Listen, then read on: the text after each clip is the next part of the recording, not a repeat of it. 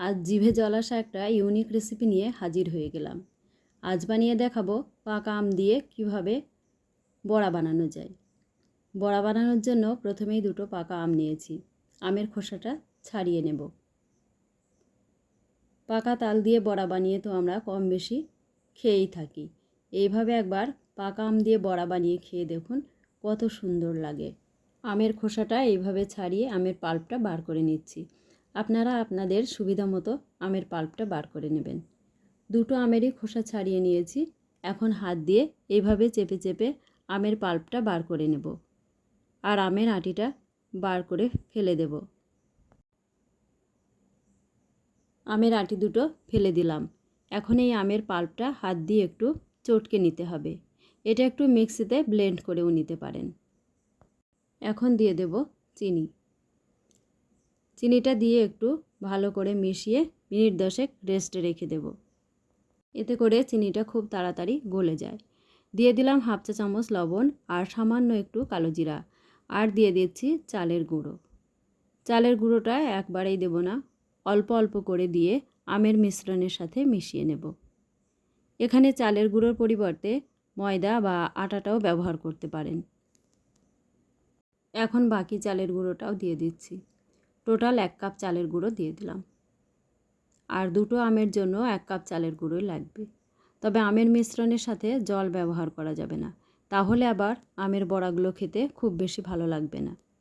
আমের মিশ্রণের সাথে চালের গুঁড়োটা খুব ভালোভাবেই মেশানো হয়ে গেছে। এদিকে ভাজার জন্য সাদা তেলও গরম করতে বসিয়ে দিয়েছি।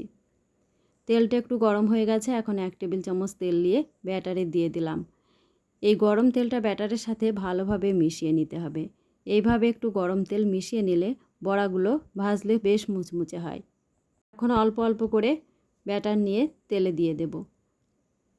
হাত দিয়ে অল্প অল্প করে ব্যাটার নিয়ে গরম তেলে ছেড়ে দিতে হবে।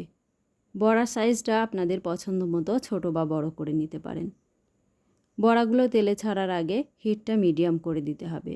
মিনিট 2 পর বড়াগুলো উল্টে দিতে হবে। মিডিয়াম হিটে উল্টে পাল্টে বড়াগুলো ফ্রাই করে নিতে হবে, তাহলে বড়াগুলো খুব মুচমুচে হয়। আর হাই হিটে ভাজলে বড়ার উপর লাল হয়ে যায়, অথচ ভিতরটা নরম হয়ে থাকে, ভাজা ভাজা হয় না। আমার এই আমের বড়াগুলো ভাজা ভাজা হয়ে গেছে। এখন একটা ছাকনা দিয়ে তুলে নেব আর তেলটা ঝরিয়ে একটা টিস্যু পেপারের উপর রেখে দেব। আর একইভাবে আবারও গরম তেলে বাকি বড়াগুলো ছেড়ে দেব। এই আমের বড়াগুলো আরও টেস্টি করার জন্য একটু নারকেল কোড়ানো ব্যাটারের সাথে মিশিয়ে নিতে পারেন। আর চিনির পরিবর্তে খেজুর গুড়টা ইউজ করতে পারেন বা আখের গুড়টাও ইউজ করতে পারেন, যেটা আপনাদের ভালো লাগে। সবগুলো বড়া তেলে ছেড়ে দিয়েছি। এখন উল্টে পাল্টে ফ্রাই করে নেব। এইভাবে আমের বড়া বানিয়ে খেয়ে দেখুন, এত সুন্দর খেতে হয়েছে। প্রতি বছরই আমের সময় আমের বড়া বানিয়ে খেতে মন চাইবে।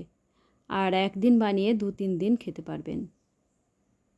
আর এই আম থাকতে থাকতে একবার হলেও বানিয়ে খেয়ে দেখুন, বাচ্চা থেকে বয়স্ক সকলেই কেমন তৃপ্তি করে খেতে থাকে। একইভাবে সবগুলো আমের বড়া লাল লাল করে ভেজে তুলে নিলাম।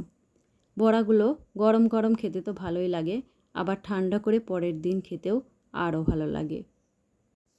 রেসিপিটা ভালো লাগলে আমার এই ছোট্ট চ্যানেলটা সাবস্ক্রাইব করে পাশে থাকার অনুরোধ রইল। খুব তাড়াতাড়ি দেখা হচ্ছে অন্য কোনো রেসিপি নিয়ে। আজ এই পর্যন্ত। সকলকে অসংখ্য ধন্যবাদ।